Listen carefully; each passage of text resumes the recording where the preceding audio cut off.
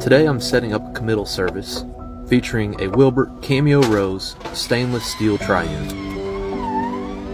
The first step in any setup is to create a stable platform to support the weight of the vault. This vault is going to be set up ovation style, so I need to pay attention and make sure that the lid is facing the correct way to be swung down in front of the family. Now normally I will set up the entire vault first and then do the tent, or set the tent entirely and then do the vault. Today was a nice day, so I just wanted a little bit of a windbreak while I set up my equipment. Normally this vault comes with a rose emblem that goes at the head end of the vault and a white nameplate that goes to the foot end of the vault. But this family chose to go with a Wilbert print instead, featuring some playing cards and a photo of the deceased. We're now going to begin to swing the vault. We call it swinging the vault because the base of the vault is suspended by cables over the grave. This puts the entire weight of the vault on the feet. That way, when the lid rails connect to the feet, the lid can be suspended without fear of flipping over. We now need to create some room so that the cables and the reels will sit back far enough for the lid rails to line up with the carriers properly. This is also a time when we can move the vault to either side or to either end to line it up over the grave. Now this is how the lid keeps from flipping. These rails have a hook on the end that attaches to the feet, and you better make sure that's connected correctly. If not, the lid is going to be upside down, laying on the ground. It's also very important when attaching the lid carriers to make sure that they're high and tight on the lid, so that when the base is separated from the lid, they don't lean down towards the inside of the vault. Before we can separate the lid from the base, I'm going to get my equipment cleaned up and attach the winch. The winch is what allows us to safely lower the lid down in front of the family.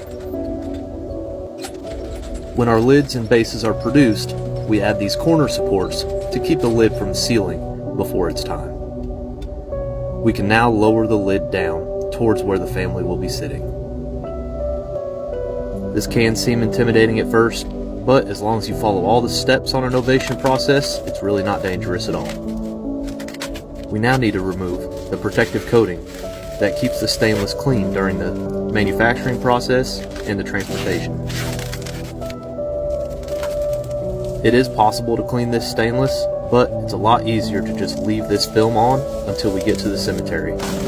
And if there's any dust or debris in the bottom, we can simply blow it out with our blower.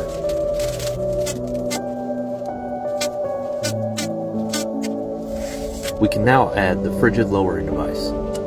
This lowering device makes it very simple for the family to put the casket over the vault.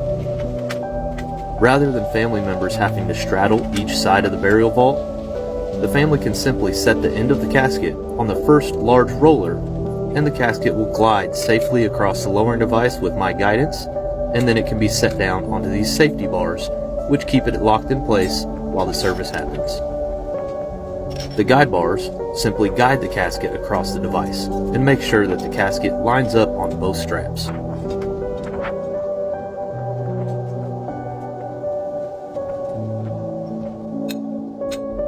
On every service, we set a 15-foot by 20-foot tent with an 8-foot flat top extension. And on the windy days, these can be a lot of fun to get up and keep safe. We often utilize straps and ropes to keep the tent down. If you're working in the summer and you just happen to forget and go get lunch and leave your tent up and a storm rolls in, you may very well be getting your tent from a different county. Luckily that's never happened to me, but I've heard plenty of stories. We also set 12 chairs on every service with seat covers and tissues.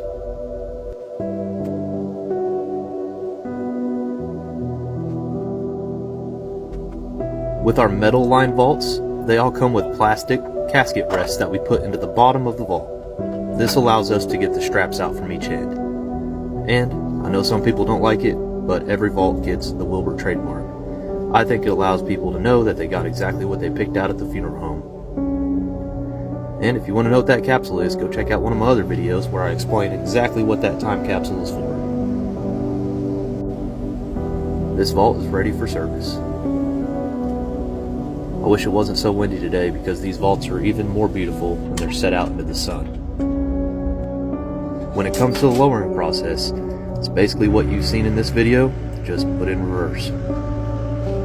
We start by removing our safety bars, wiping down the casket of any residue left over from the flowers, and we lower the casket down onto the casket rests. It's important for us to make sure that the casket is centered both on each sides and centered on each end.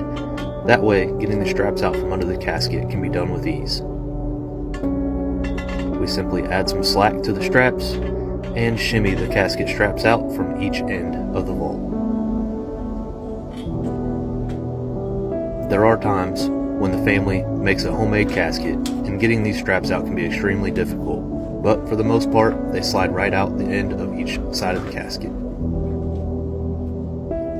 Once the straps are out, we can collapse the lowering device, tighten the straps back again, that way it will fit into the truck, and carefully walk off the platform, making sure not to hit the rails with the lowering device. Since I put my tent wall too close today, I had to walk off backwards. That can be a little stressful.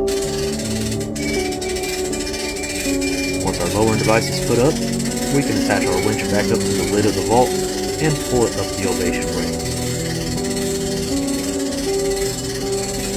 Our next step is simply to raise the base all the way until the lip of the base meets the groove of the lid, and this is when the burial vault gets its seal.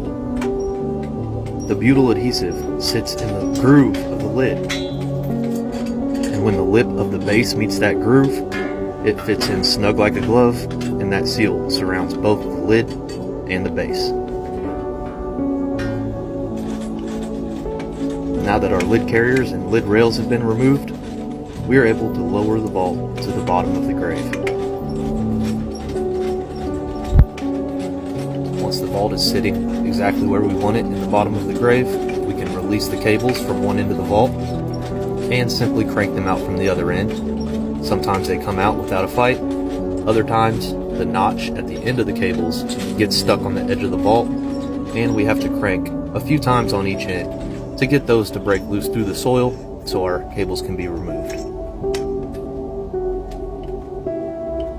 The only time I've been unsuccessful with getting my cables out is when the grave length was too short and the vault was sitting right up against a concrete foundation for the headstone of that person.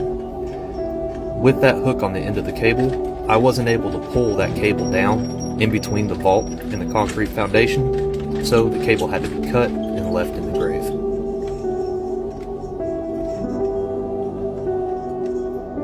Now that the vault is completely lowered, we can get our equipment out of the way, tear down the tent, carpets and chairs, and the gravedigger or grounds crew can get to work on their part of the process. Each cemetery can use a different method of backfilling a grave. Some leave a dirt pile and fill by hand, others use dump trucks, others use skid steers. At this cemetery, they load the backfilled dirt on a dump truck and simply back up to the grave and fill the grave.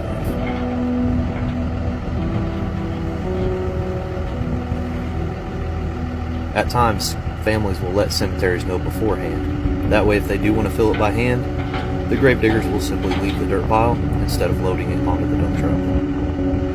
Other times, they'll bring out buckets so the families can lay a ceremonial handful of dirt.